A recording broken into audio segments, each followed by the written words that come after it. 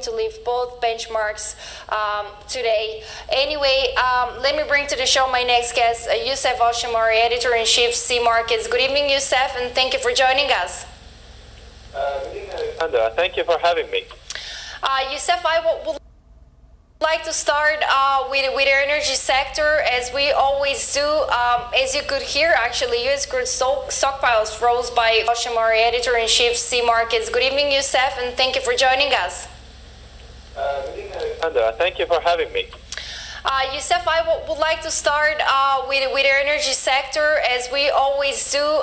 As you could hear, actually, U.S. crude stockpiles rose by few later this evening. Anyway, certainly we've heard in the last few days that actually marks today. Anyway, let me bring to the show my next guest, Youssef Alshammari, Editor-in-Chief, CMarkits. Good evening, Youssef, and thank you for joining us. Good evening, Alexandra. Thank you for having me. Youssef, I would like to start with the energy sector, as we always do.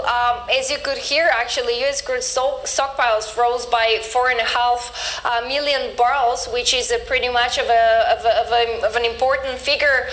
What is the outlook for the oil price in this last third quarter, and of course ahead of the OPEC meeting, which OPEC hinted, as I just said, that they might continue with the output cuts in order to stabilize prices?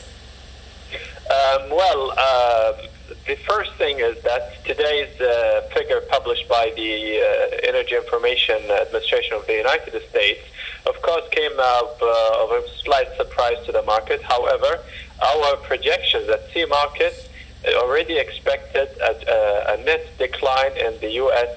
oil inventories in the month of October.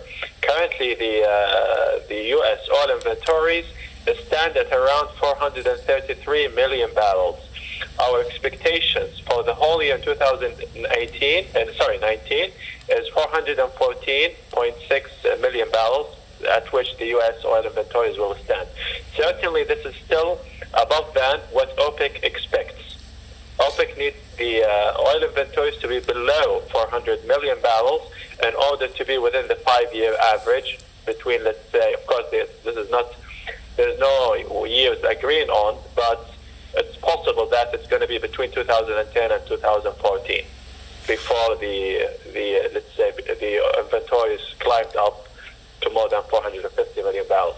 So we see now prices going up for WTI slightly above $55 a barrel, and you see Brent prices exceeding $60. And continuing the optimism of OPEC cuts before they meet in December, and potential conciliation between the U.S. and China, we still need how will this look like, because this has also added into the positive sentiment in the market, which we have seen today. So we expect market to be to rise a little bit, but not to the very high level, unless a major breakthrough happens between the U.S. and China, or possibly OPEC will deepen its cuts. And I'm not very much sure that OPEC will make further cuts, because OPEC currently, its priority now is to ensure that there is already compliance among the group, OPEC plus the group members, before they decide to make any further cuts. So you disagree with the hints of the U.S. media in particular. So you don't think they're going to continue with their output cut, because that's a very important point for markets, that's for sure. Well, certainly the cut agreement is going on until the first quarter of 2020.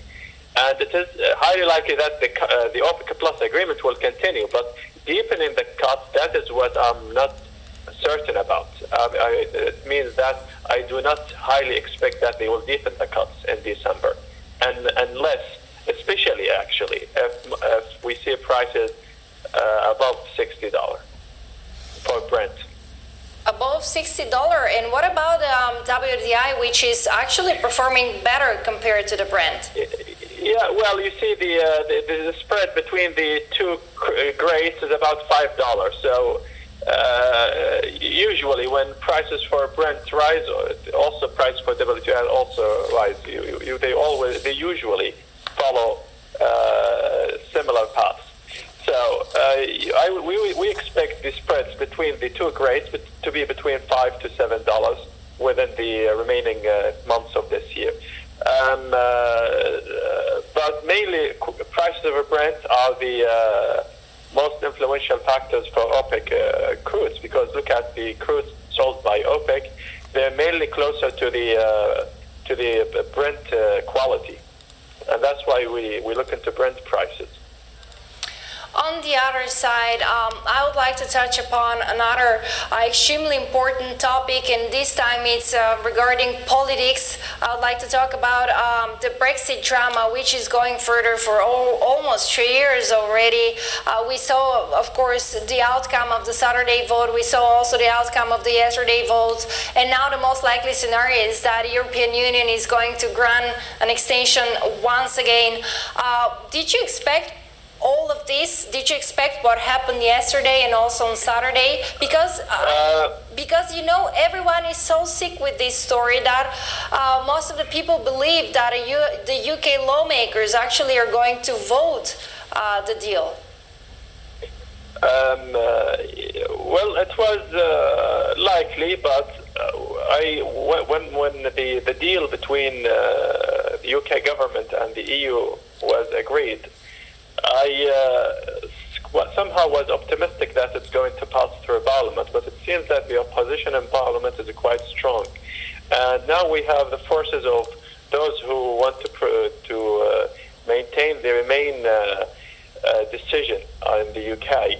So it's highly likely now, I think, the scenario B, whereby general elections will happen.